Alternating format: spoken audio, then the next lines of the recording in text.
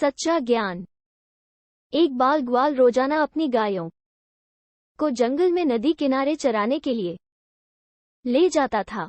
जंगल में वो नित्य प्रतिदिन एक संत के यौगिक क्रियाकलाप देखता था। संत आंखें और नाक बंद कर कुछ यौगिक क्रियाएं करते थे।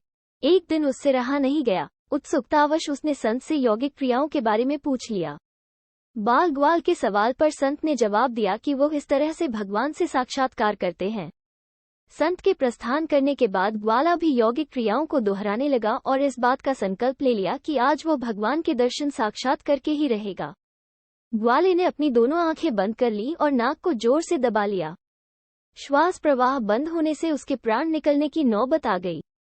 उधर कैलाश पर्वत पर महादेव का आसन डोलने लगा। शिव ने देखा कि एक बाल ग्वाल उनसे साक्षात्कार करने के लिए कठोर तप कर रहा है। उसके हठ को देखकर शिव प्रकट हुए और बोले, वत्स, मैं तुम्हारी तपस्या से प्रसन्न हूँ और तुमको दर्शन देने आया हूँ।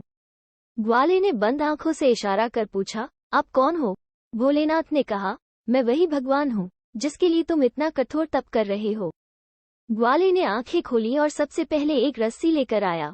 चूंकि उसने कभी भगवान को देखा नहीं था, इसलिए उसके सामने पहचान का संकट खड़ा हो गया। उसने भगवान को पेड़ के साथ रस्सी से बांध दिया और साधु को बुलाने के लिए भाग कर गया। संत तुरंत उसकी बातों पर यकीन करते हुए दौड़े हुए आए, लेकिन संत को कहीं पर भी भगवान नजर नहीं आए। संत ने बाल ग्वाल से कहा, मुझे तो कहीं नहीं दिख रहे। तब ग्वाले ने भगवान से पूछा, प्रभु, आप यदि सही में भगवान हो तो साधु महाराज को दिख क्यों नहीं रहे हो? तब भगवान ने कहा, जो भक्त छल कपट रहित सच्चे मन से मुझे याद करता है, मैं उसको दर्शन देने के लिए दौड़ा चला आता हूँ। तुमने निश्चल मन से मेरी आराधना की, अपने प्राण दांव पर लगाए और मेरे दर्शन का दृढ़ संकल्प लिया, इसलिए मुझे कैलाश से मृत्युलोक में तुमको दर्शन देने के लिए आना ही पड़ा।